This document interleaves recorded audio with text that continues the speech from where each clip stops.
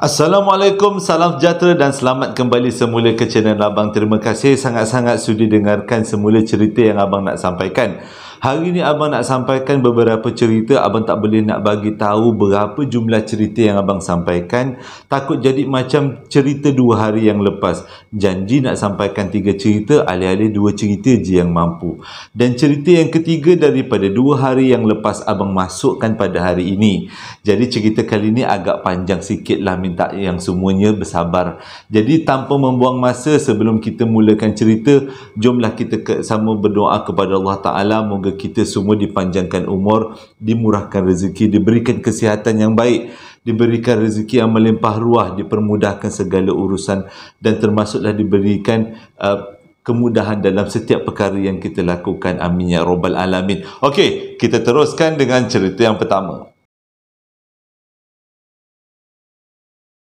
Cerita yang pertama ni disampaikan oleh seorang lelaki namanya Hisham, berlaku pada tahun 1996, dan Hisham ni adalah nama yang sebenar. Pada waktu ni Hisham duduk dengan keluarga je dekat satu rumah di Selangor, dan Hisham adalah anak yang kelima daripada 7 beradik. Kisah ni berlaku bermula daripada sekolah. Pada waktu tu sekolah Hisham buat hari kantin. Bila cakap hari kantin, Abang teringat masa zaman Abang kecil-kecil dulu, sekolah ada buat hari kantin. Pada waktu tu, semua budak-budak ambil bahagian dalam aktiviti jualan. Yang paling utama sekali adalah jualan makan. Macam tu juga dengan Hisham. Pada waktu tu, dia bertugas sebagai seorang penjual mi goreng yang siap-siap dibungkuskan. Dia dengan beberapa orang kawan dia, pada waktu tu umur dia dah 5 lah. Tapi dia kata itu antara benda yang paling seronok dia buat dekat sekolah. Sebabnya pada hari itu memang daripada pagi sampai tengah hari tak belajar. Semua orang menikmati hari kantin. Kalau siapa-siapa yang ada kenangan hari kantin boleh komen kat bawah. Tapi dia kata dia punya tugasan bermula daripada pukul 8 pagi sampailah pukul 10 pagi. Selepas 10 pagi dia dah tak bertugas lagi lah dekat gerai tu. Dia punya tugas akan diambil alih oleh kawan yang lain. Jadi daripada pukul 10 tu nak menganjur sampai ke pukul 1 tengah hari, dia boleh dikatakan free, tak tahu apa nak buat. Pergilah dia, Hisham ni mengayau sorang-sorang makan daripada satu gerai ke satu gerai. Tiba-tiba baru dia teringat pada hari kantin tahun tu, tahun 1996, agak special. Sebabnya pihak sekolah adakan satu tayangan video secara besar-besaran. Bilik tayangan video tu ada 3. Jadi bilik pertama kata Hisham tayangkan cerita combat, cerita perang. Bilik kedua tayangkan cerita Melayu, dan bilik yang ketiga menayangkan cerita seram. Pada waktu tu dia kata cerita seram menjadi pilihan Hisham untuk tengok. Tapi kebanyakan kawan dia yang dia ajak untuk tengok sama-sama, semua tak nak tengok filem tu. Sebabnya bilik yang ketiga tayangkan filem yang memang super duper seram. Kalau kawan-kawan daripada Indonesia mesti tahu, iaitu filem lakonan almarhum, boleh dah kata almarhum filem lakonan mendiang Suzana bertajuk Sundel Bolong. Jadi bila dia tengok dekat poster pukul 11 nanti ada tayangan filem Sundel Bolong, Hisham ajaklah kawan-kawan dia, jomlah kita tengok sekali. Dia kata sebabnya Hisham ni dia suka filem seram, tapi mak bapak dia tak kasih tengok filem seram.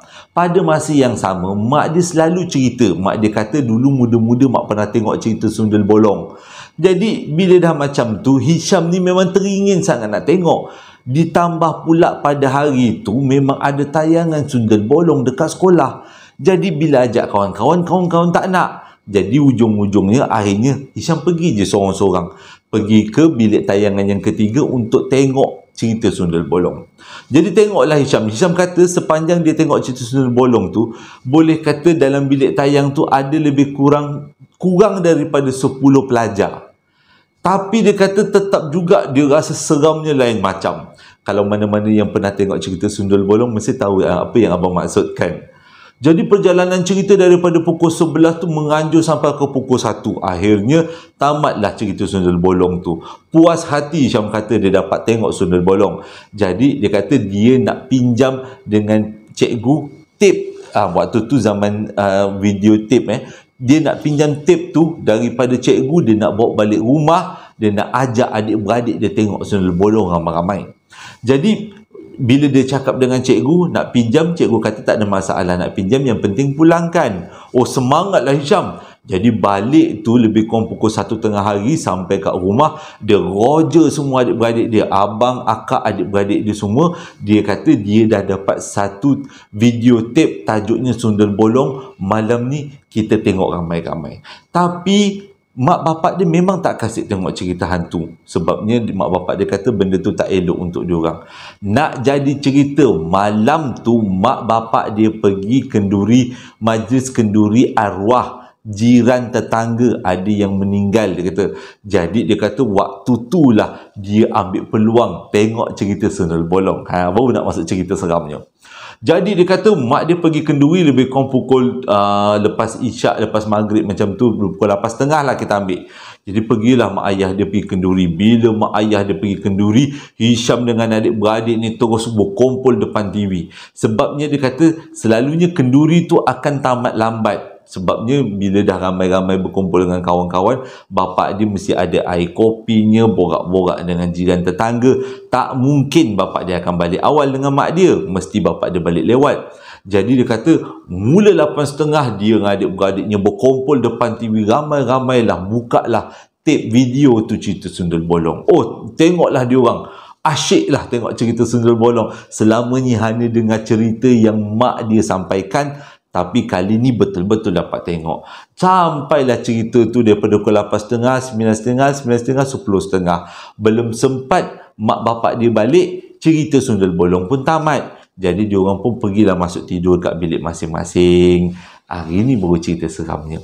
Jadi lebih kurang pukul 11 malam, akhirnya mak dia balik dengan bapak dia daripada rumah kenduri arwah sampai rumah. Okey. Waktu tu dia kata Hisham, selepas dia tengok Sundel Bolong untuk kali yang kedua, dia tak tahu kenapa dia rasa takut. Jadi dia tanyalah dengan adik dia yang sebilik dengan dia, adik dia dengan abang dia sebilik dengan dia. Rasa tak seram? Abang dia kata memang rasa seram. Mungkin disebabkan cerita yang dia tengok tu adalah cerita hantu kan. Tapi dia kata tak apalah, kita tidur je lah. Jadi diorang pun tidurlah malam tu satu bilik, lebih kurang 4 orang. Yang bilik sebelah bilik anak-anak perempuan, ada 3 orang. Jadi dia tidurlah dengan abang dia, 2 abang dia dengan adik dia seorang tidur dalam tu. Mak ayah dia dah masuk bilik lah, dah balik, dah masuk bilik. Lebih kurang dia kata pukul 12 lebih lah waktu tu. Tiba-tiba dengar, abang seram. Tiba-tiba dia dengar dekat bilik air luar, maksudnya rumah tu satu tingkat, dekat bilik air luar, bilik air yang diorang selalu guna, bunyi shower. Maksudnya bunyi air terbuka. Pada waktu tu dia seorang je dengar, dia tak pasti. Jadi dia kejutkan abang dia. Bang, dengar tak ada bunyi air terbuka, dia kata. Jadi abang dia kata dengar mungkin akak dia ke adik-beradik perempuan dia lain yang pergi masuk bilik air tu. Jadi abang si Hisham ni jengah daripada pintu, tengok ada ke orang dekat bilik air masuk bilik air. Tapi yang peliknya, lampu bilik air tertutup. Jadi dengan kata lain, dalam bilik air tu tak ada orang. Okeylah, tak apalah. Jadi abang dia pun keluar daripada bilik. Hisham perhati je, keluar daripada bilik, pergi ke bilik air, dan dia buka pintu bilik air. Memang shower tu menyala.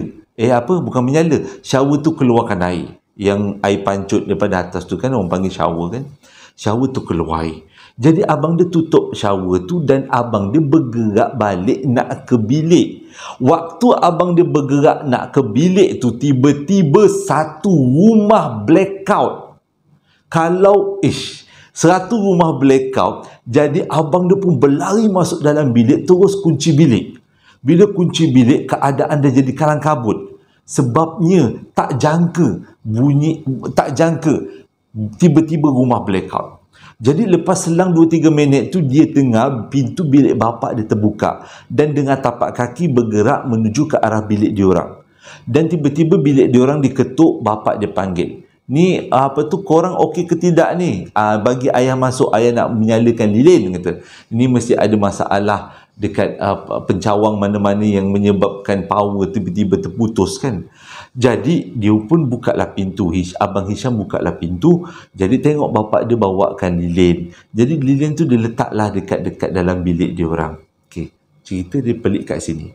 Waktu tu bila ayah dia bawa masuk lilin dekat dalam bilik, letak aja dekat atas almari, tiba-tiba lilin tu terpadam. Hisham kata pada waktu tu tak ada angin, tak ada pun. Tapi kenapa boleh terpadam? Ayah dia nyalakan sekali lagi lilin, terpadam kali kedua. Ayah dia nyalakan kali ketiga. Waktu tu betul-betul lilin dah menyala. Tapi tiba-tiba diorang dengar dekat ruang tamu orang mengilai, perempuan mengilai. Pada waktu tu semua dengar, ayah dengar, Hisham dengan adik-beradik dengar. Yang paling menyeramkan, kata Hisham, bunyi mengilai itu, pula abang sebut malam-malam, sama macam bunyi dalam cerita Sundel Bolong. Sebiji sebulat suara mendiang Suzana. Dia kata memang dia punya seram, sangat-sangat seram. Sampaikan bapak dia, mujur bapak dia ada kat situ pada waktu tu.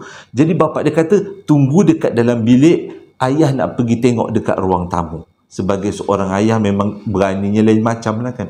Jadi bapak dia pun keluar daripada bilik. Lepas tu bapak dia tak tahu apa terjadi dengan bapak dia. Tiba-tiba dengar bapak dia azan.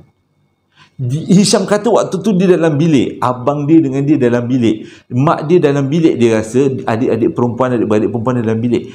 Tapi dia dengar bapak dia sebut Allahu Akbar 3 kali. Lepas tu bapak dia azan. Lepas bapak dia azan, habis dia azan, lampu menyala balik. Blackout tu dah tak jadi blackout, maksudnya terang balik lah. Jadi bila terang balik, diorang ni tak berani keluar daripada bilik. Dan tiba-tiba mak dia datang kat bilik. Mak dia kata, tenang, jangan risau, jangan takut, ayah dah settlekan, kata. Jadi dia orang tanyalah sebenarnya bunyi apa. Mak dia cakap mak dia pun tak tahu bunyi apa. Okey, lepas tu dia orang ni semua, mak dia pun pergi ke ruang tamu. Jadi bila mak dia pergi ruang tamu, Hisham dengan adik-beradik dia ni rasa takut, ikutlah mak dia daripada belakang. Bila sampai dekat ruang tamu, dia tengok ayah dia tengah berdiri dekat depan tingkap. Seolah-olah ayah dia tengok luar. Jadi mak dia tanyalah apa yang berlaku. Bapak dia cakap tadi bapak dia nampak kelibat Makcik Rockers. Takut tersebut pula. Pukul 1.20 ni. Bapak dia cakap nampak Makcik Rockers melintas. Jadi bapak dia yakin daripada bunyi orang mengilai itu daripada Makcik Rockers. Tapi dia orang jadi benda pelik. Mana datangnya gangguan ni? Sebabnya sepanjang dia orang duduk dekat rumah ni memang tak pernah ada gangguan.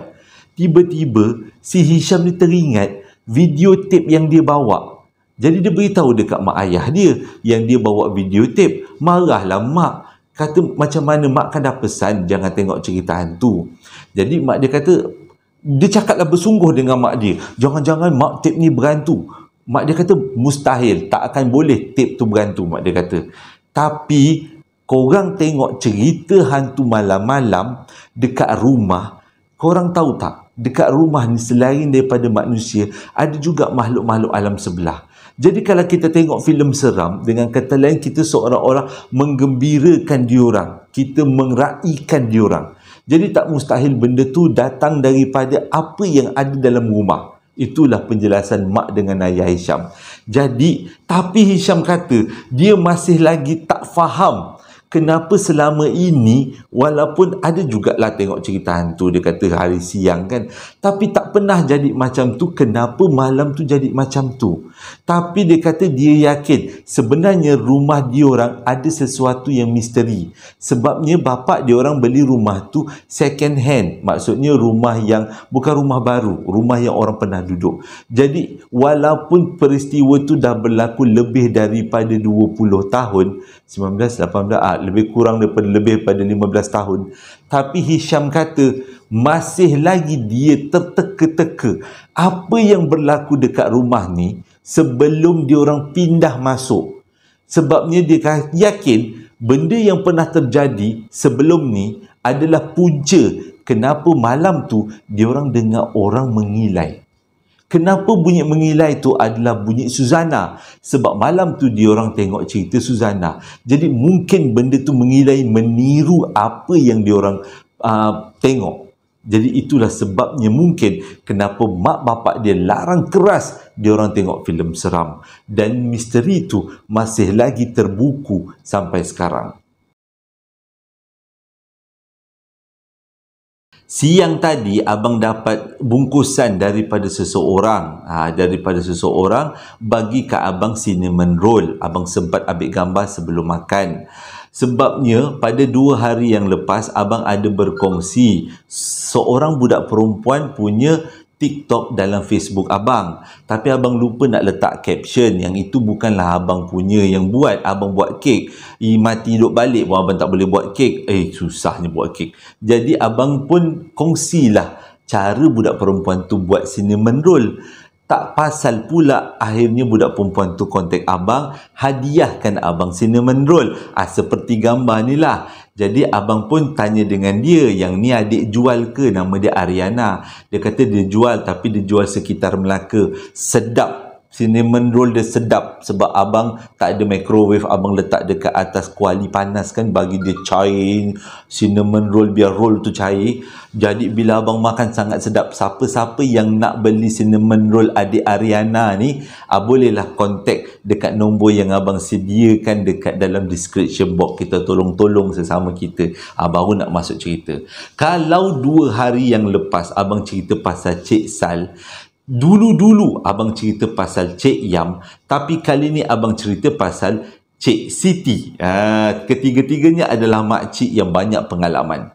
Kali ini adalah pengalaman Cik Siti bersekolah dekat sebuah sekolah asrama penuh dekat Johor. Kisah ni kisah emas. Berlaku tahun 1971. Waktu tu katanya Cik Siti masih lagi junior dekat sekolah tu. Kisahnya macam ni. Dia kata bila dia masuk sekolah tu, awal-awal dia masuk sekolah tu, senior dah pesan, korang boleh buat apa juga aktiviti, tapi dengan satu syarat, jangan main spirit of the coin, yang kita letak jari dekat atas coin tu. Lepas tu coin tu gerak-gerak. Lepas tu kita tanya siapa nama, kita kena eja A, B, C. Dia beritahulah nama John ke Johnny ke, lebih kurang macam tu lah kan. Sebabnya kata kakak-kakak sini, setiap kali ada pelajar yang main spirit of the coin, malam tu mesti akan ada berlaku gangguan, sama ada histeria ataupun badan pelajar tu lebam-lebam, yang main tu lebam-lebam seolah-olah digigit, ataupun gangguan-gangguan lain yang sangat menakutkan. Tapi kata Cik Siti kata, waktu form 1 tu 1971, budak-budak ni memang tak makan saman. Semuanya nak mencuba. Jadi dekat dalam bilik Cik Siti ni lebih kurang ada 20 orang. Adalah 3 orang budak yang terlebih cergas, dia kata, memang nak main spirit of the coin. Tapi Cik Siti ingatkan, jangan main. Senior tak kasih. Dia orang tak kisah. Sebabnya, ada sebab kenapa dia main spirit of the coin. Sebab dia kata, exam dah nak dekat, kita boleh tanya dengan spirit tu, tajuk mana yang masuk. Dia kan asrama penuh kan. Jadi soalannya susah lah kan. Jadi tajuk mana yang masuk, soalan apa yang keluar, sejarah kita tanya, bahasa Melayu kita tanya, bahasa Inggeris kita tanya. Lepas tu kata Cik Siti, agak-agak lah, takkanlah benda tu nak bagi tahu. Tak jumpa tak tahu, dia kata. Jadi malam tu budak-budak ni pun main lah spirit of the coin. Cik Siti dia tengok je lah. Dia kata dia tak join lah. Dia tengok. Lepas tu bila panggil lah spirit of the coin, dia kata, who are you? Macam tu lah, lebih kurang lah. Lepas tu dia akan eja nama dia John ke apa benda semula macam tu. Jadi waktu tengok spirit of the coin tu, Cik Siti nampak duit tu bergerak. Dan Cik Siti ingatkan duit tu bergerak sebab digerakkan oleh 3 orang kawan yang jarinya ada atas duit tu. Jadi dia cakap lah macam ni, agak-agak dah nak membongak pun. Kata, kau orang yang tolak-tolak duit tu ke kiri ke kanan, ke kiri ke kanan. Sebab itu duit tu bergerak. Kawan-kawan dia mati-mati cakap, tak, duit tu bergerak sendiri berdasarkan kepada spirit yang kita panggil. Okey. Lepas tu Cik Siti kata macam, mustahil lah duit tu bergerak sendiri. Jadi Cik Siti, kawan-kawan dia cakap, kalau kau tak percaya, kau main. Tapi Cik Siti mula-mula rasa macam ragu-ragu nak main. Sebabnya, satu dia tak percaya, satu lagi dia pernah dengar mak dia cakap benda ni berdosa. Tapi disebabkan kawan-kawan dia dah paksa-paksa, mencabar-cabar, budak-budak pantang dia cabar kan, dia pun tawarkanlah diri nak main. Okey. Jadi Cik Siti letakkanlah jarinya atas duit shilling tu. Lepas tu kawan dia pun menyeru-nyeru lah. Spirit of the coin, come here. Lebih kurang abang pun tak pernah main. Macam tu je lah. Jadi tiba-tiba Cik Siti cakap, dia tak jangka duit yang dia pegang pada waktu tu bergerak sendiri. Memang dia kata bergerak. Jadi dia ingat, mula-mula dia ingat kawan-kawan dia yang 2 orang lagi ni yang gerakkan. Jadi dia cakap dengan kawan dia, korang tarik tangan korang, aku nak tengok, biar jari aku seorang je atas koin ni, aku nak tengok betul ke koin ni bergerak sendiri. Jadi 2 orang kawan dia pun tariklah jari. Hanya tinggal jari Cik Siti aja yang atas duit tu.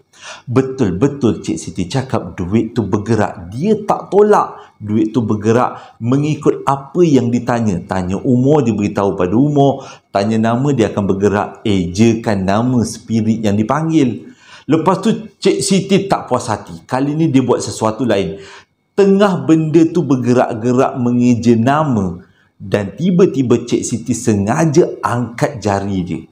Pada waktu tu kawan-kawan dia marah betul sebabnya mengikut syarat jangan angkat jari. Tapi benda yang luar biasa terjadi.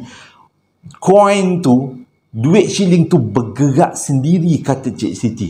Depan mata dia. Barulah dia percaya benda ni bukan main-main, tapi benda ni benda betul.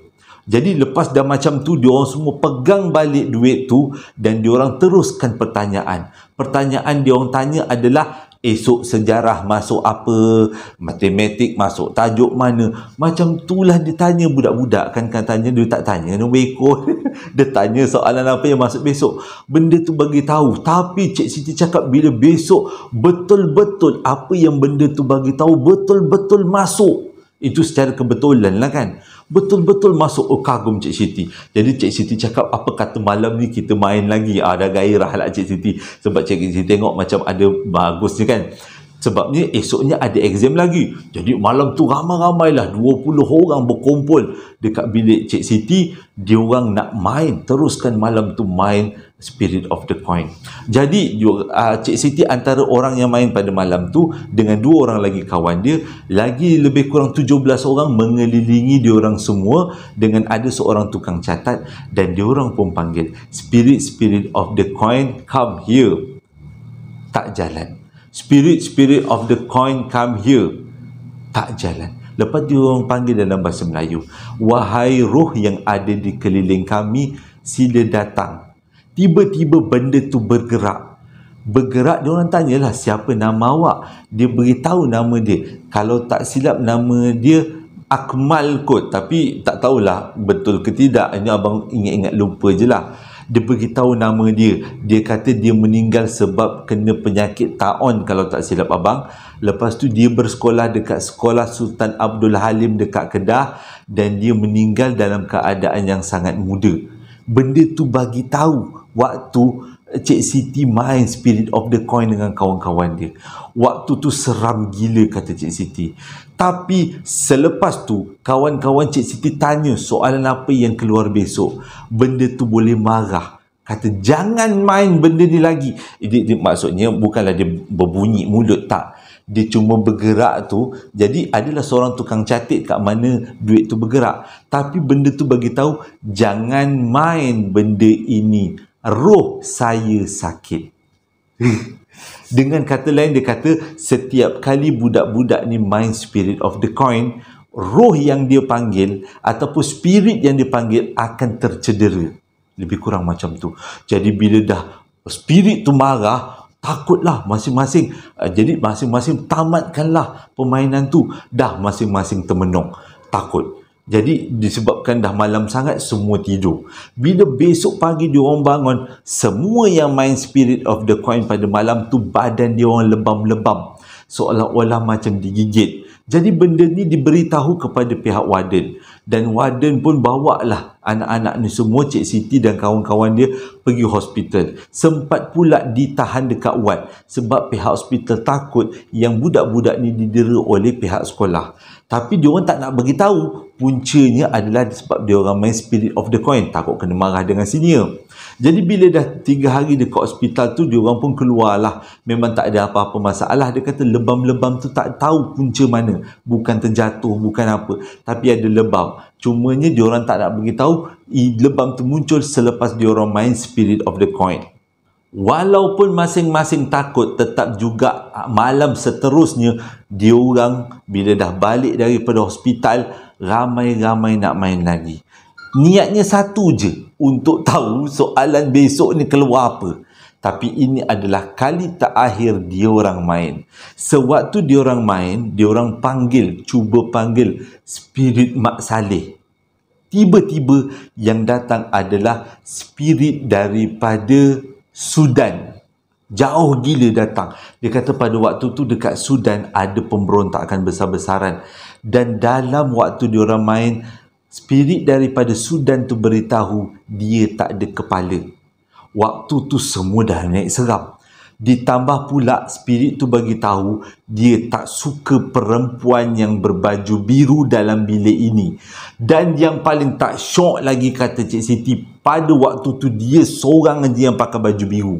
Memang jadi ketakutan sangat. Jadi lepas tu diorang tamatkan permainan, dan sejak daripada tu diorang tak main lagi Spirit of the Coin. Sebab selama diorang main Spirit of the Coin dalam beberapa malam, tak ada pun spirit yang cakap aku benci orang ni, aku benci dengan orang ni, aku nak bunuh orang ni. Tak ada.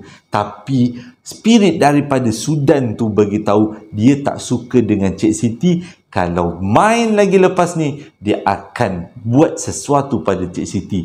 Jadi untuk menjaga keharmonian blok asrama diorang berjanji tak main lagi.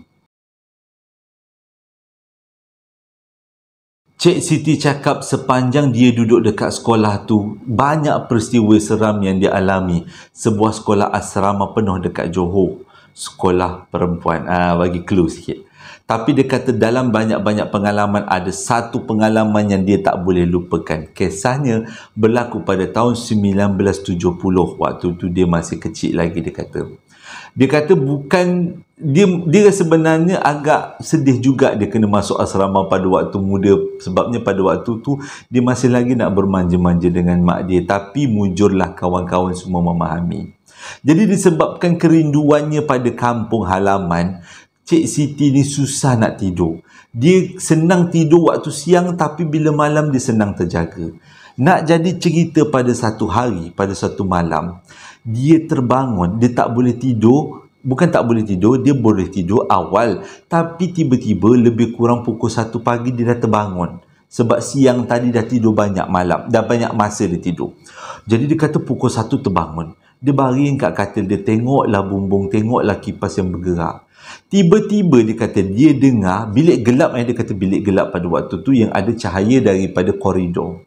Tiba-tiba dia dengar jalan tar dekat depan asrama dia berbunyi seperti ada tin susu yang bergolek.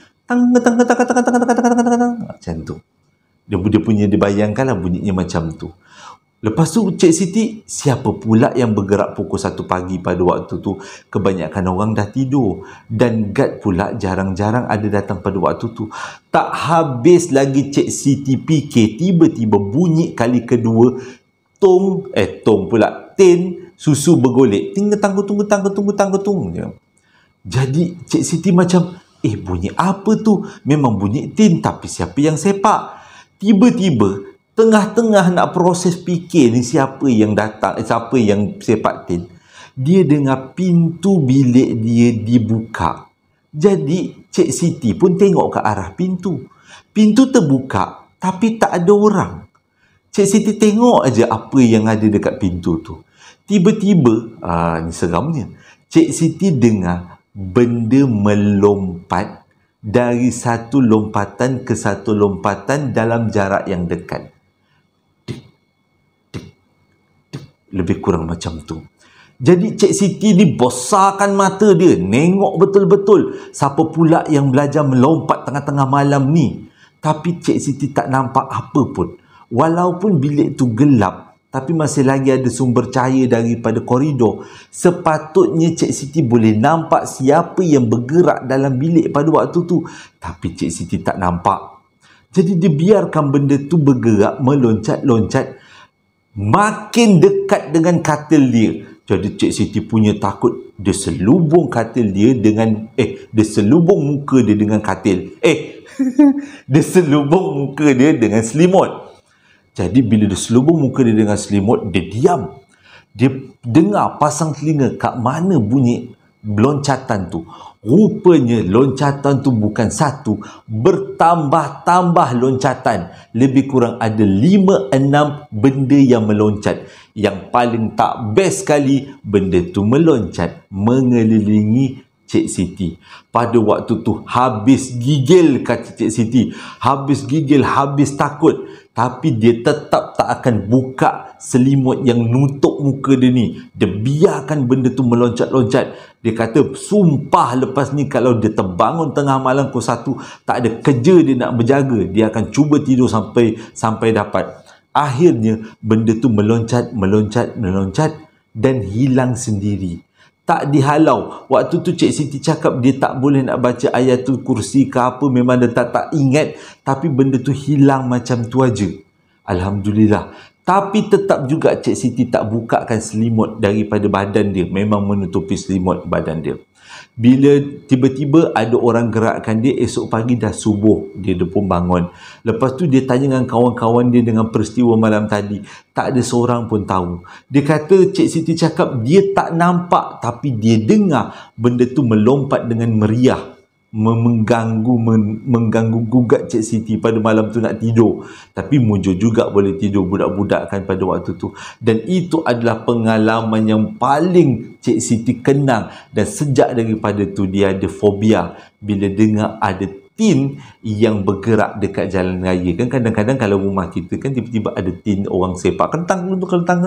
Dia kata dia fobia dengan bunyi itu. Dia tak nak dengar lagi. Tapi Alhamdulillah dia kata sepanjang dekat sekolah tu banyak kali dia dengar bunyi tin yang bergolek atas jalan. Dan dia dah tahu setiap kali bunyi tin bergolek atas jalan tak payah ngada-ngada nak tengok siapa yang masuk bilik. Siapa yang mengeliling-ngelilingi tak dengan gaya-gaya lompatan-lompatan cinta tu tak ada. Dia kata dia tak nak tengok. Dan bila dia dengar bunyi tin bergolek, terus tutup muka. Takkan nampak apa-apa sampai dia tertidur.